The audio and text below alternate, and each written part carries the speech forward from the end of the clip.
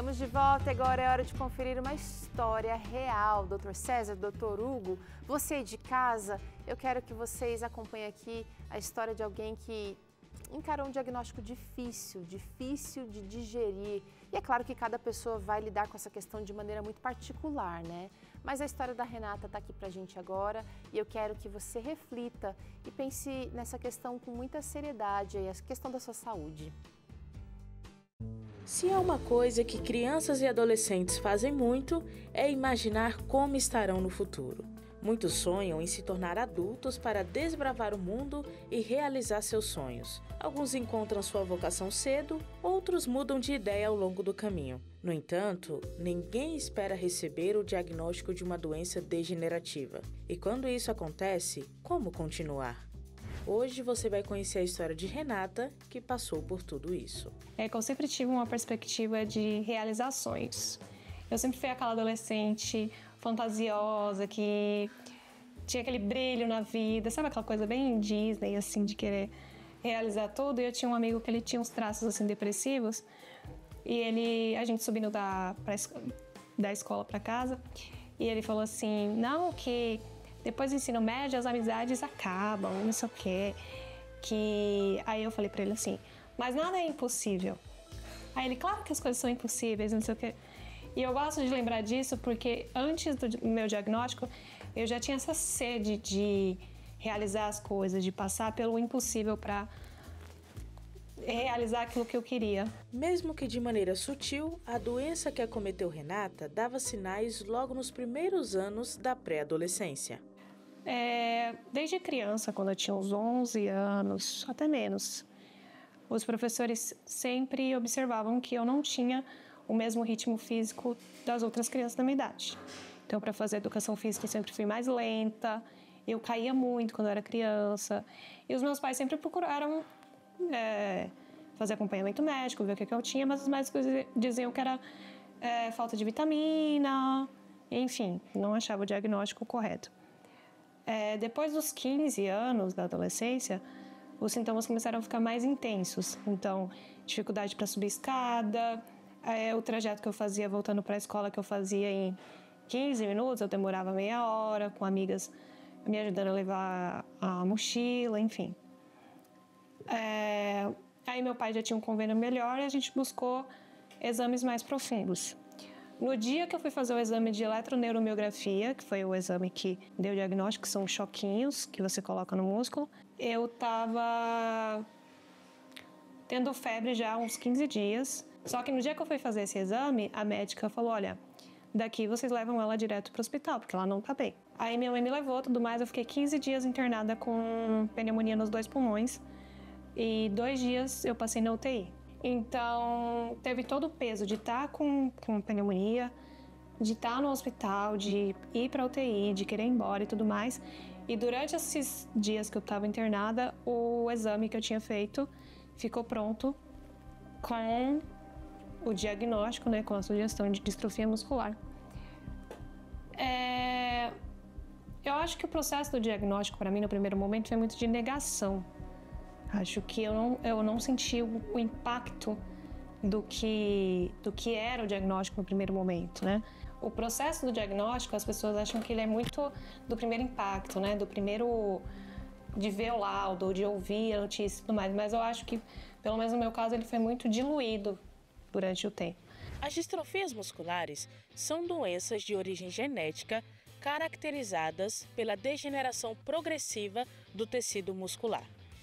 Elas formam um grupo de mais de 30 doenças e no Brasil estima-se que 104 mil pessoas tenham algum tipo de distrofia muscular. Eu não posso dizer que eu tive traumas, a minha equipe nas clínicas é maravilhosa. Eu acho que o que aconteceu, que eu só fui entender muito depois, é um processo comum que acontece com pacientes, que você está em sofrimento, você está com luto e você não sabe onde colocar essa dor.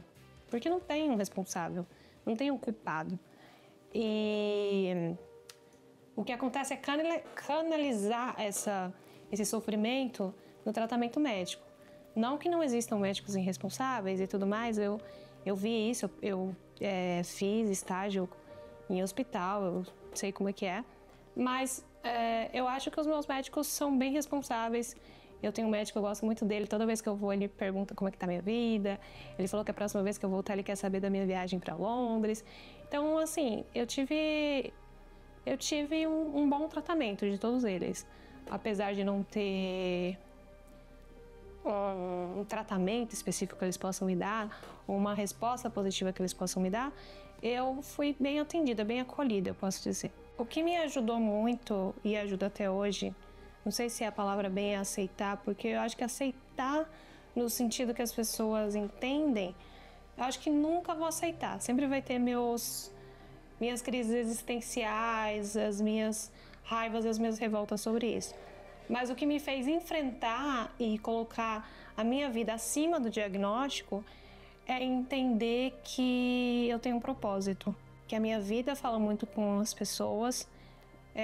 Quando eu atendo os meus pacientes, eu vejo a evolução deles. Só de falar eu me emociono.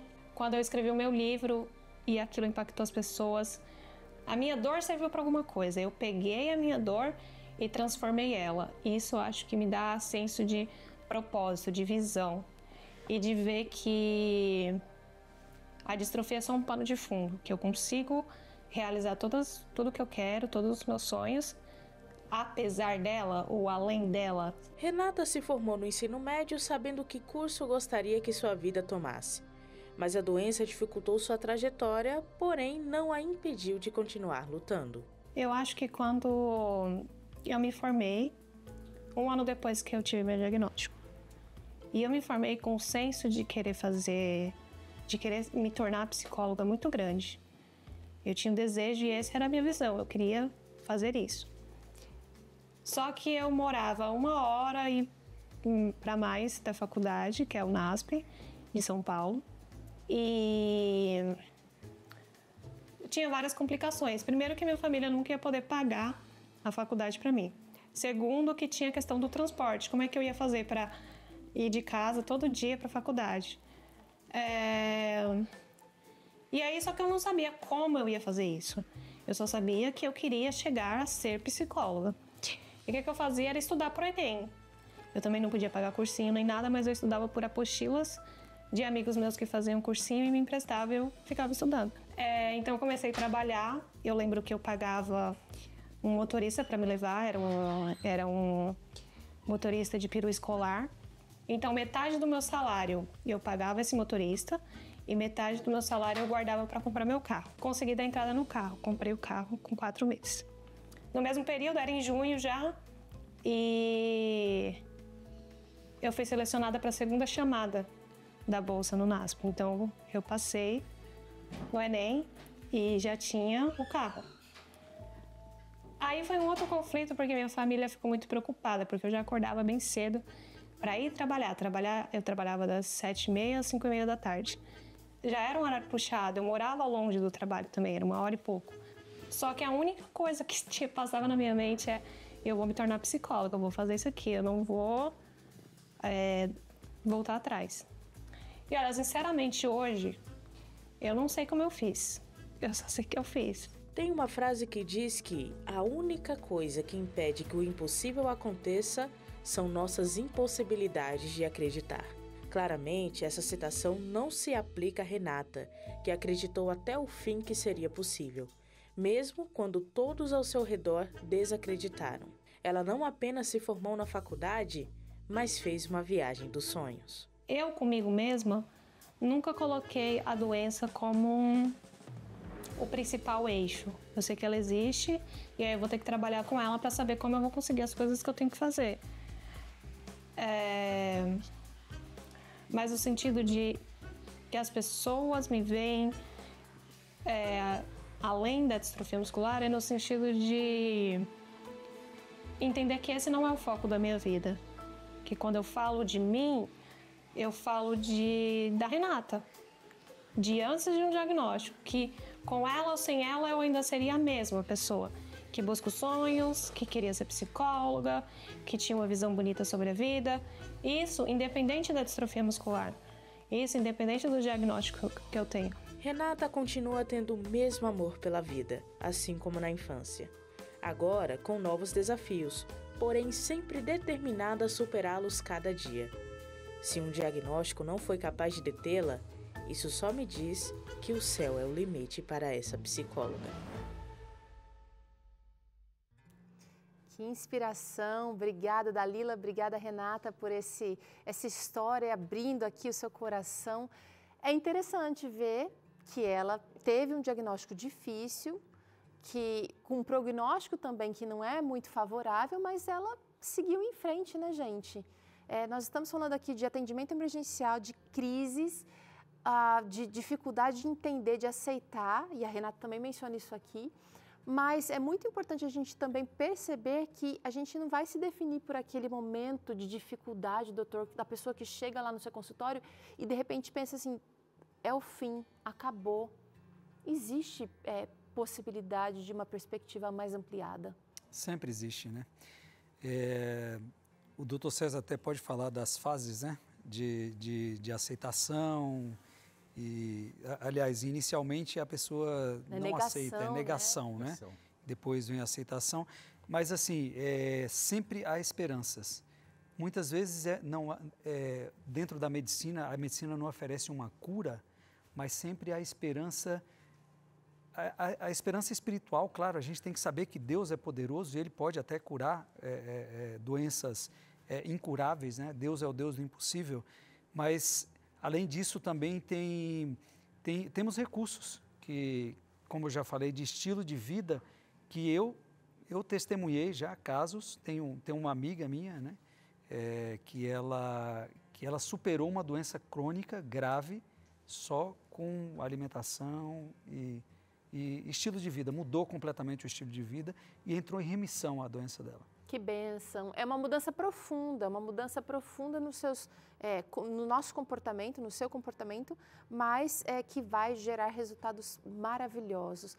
Agora, a gente que está acompanhando as pessoas em crise e vendo a dificuldade, o sofrimento, a luta, existem coisas que nós podemos fazer, doutor César. Eu quero trazer aqui uma sequência de coisas que nós, familiares, amigos, colegas de trabalho, podemos e devemos fazer e muitas vezes fazemos ao contrário. Então, presta atenção agora, porque todo mundo pode fazer alguma coisinha. Olha, primeira coisa é não criticar. Também é importante manter a paciência e a compreensão. Além disso, proporcionar segurança. Eu vou querer seu comentário sobre isso aqui já, vocês dois vão me ajudar. Também trazer aí, gente, o cuidado com a maneira como falamos, utilizamos a linguagem, a nomenclatura às vezes trai a gente. E ser receptivo é imprescindível. Doutor César, doutor Hugo, a crítica, a falta desse abraço aí, nem que seja um abraço assim, olha, vem pra cá, tá tudo bem, eu vou caminhar junto com você. Isso faz um tremendo diferencial. É essencial. Porque a pessoa já está abalada, né, emocionalmente, já tem a doença física. Está duvidando da sanidade, está duvidando da capacidade em muitos aspectos. Se ela conseguir superar a parte emocional, vai ajudar muito na parte física, não é, doutor César? Sim. E eu estava pensando aqui, os casos clínicos que Jesus atendeu, ele nunca criticava a pessoa por ela ter sintomas físicos e emocionais e até espirituais por erros de conduta dela, né? Quer dizer, quando ele atendia as pessoas, ele não ficava, tipo assim, dando uma bronca. Por que você fez isso? Por que você fez aquilo? Por que você bebeu? Por que você fumou? Por que tal? Ele aceitava essa pessoa, a pessoa estava pedindo socorro, acolhia essa pessoa. Claro, também dizia, você vai e não cometa mais aquele mesmo erro, né? Para você se preservar, para prevenir uma recaída naquela situação. Então, acho que é importante a gente... eu gostei daquele primeiro quadro, né, que apareceu ali, de não criticar, porque a crítica ela só vai gerar mais tristeza, ou irritabilidade, ou impaciência, ou afastamento, né? Então, aceitar que a pessoa está sofrendo e que ela talvez realmente tenha feito algumas besteiras em relação ao estilo de vida, mas você incentivá-la de que ela pode melhorar, de que ela pode mudar, mesmo talvez que tenha uma perda que é irreparável, porque tem perdas na vida que são irreparáveis, né? Sim. Vamos supor, o indivíduo abusou do álcool, teve um acidente automobilístico e ficou paraplégico. Bom, não tem como resolver isso aí, mas ele pode se perdoar, ele pode passar a ajudar as pessoas a evitar consumo de bebida alcoólica e dirigir. Tem tanta coisa que pode fazer com aquele aprendizado que ele pode ter por conta de um erro que ele cometeu. Então, entender o sofrimento do outro e fazer coisas que vão ajudar a alimentar a esperança de que essa pessoa pode superar, de certa forma, aquela dor, aquela perda, aquela limitação, como foi o caso dessa menina, né, da Renata. Olha como é que ela enfrentou, né? Então, ela enfrentou e conseguiu realizar alguns sonhos, embora a doença ainda esteja ali presente. E nessas situações extremas, a gente tem que lembrar também da esperança final e mais importante que nós temos, né? Jesus ressuscitou e venceu a morte. Temos uma garantia, doutor Hugo. Temos uma garantia. Isso é muito bom, porque nem todos os finais aqui neste mundo serão aquele clássico, né? Felizes para sempre, não. Mas essa esperança, ou seja, essa garantia de Jesus ter vencido por nós, nos dá aí uma perspectiva de que nós podemos continuar lutando, porque a vitória, se permanecermos fiéis, está garantida. Olha, eu vou fazer mais um intervalo aqui. Na volta, você vai ter aqui a chance de ter a sua questão, aquela pergunta que você mandou para cá, respondida pelos nossos especialistas, tá bom? Mas eu ainda tenho um recadinho para você antes de sair para o intervalo, a gente volta já. No mês especial de doação, você, Anjo da Esperança, pode ganhar um kit exclusivo e uma viagem para Novo Tempo com tudo pago. Veja como é fácil. 1. Faça a sua doação extra do mês de agosto. 2. Você convida um amigo que já conhece a Novo Tempo para se tornar um Anjo da Esperança. 3. Seu amigo faz uma doação especial pelo Pix, anjos@novotempo.com. Repito, anjos@novotempo.com. 4. Depois ele entra em contato pelo WhatsApp 12 98176 6630 e envia o comprovante de pagamento. Informa os dados dele e de quem o convidou para ser um Anjo da Esperança. 5. As 10 pessoas com mais amigos cadastrados irão ganhar um kit especial Novo Tempo. E os 2 primeiros colocados vão conhecer a Novo Tempo de pertinho. Faça parte dessa missão. Sou Anjo, sou Novo Tempo.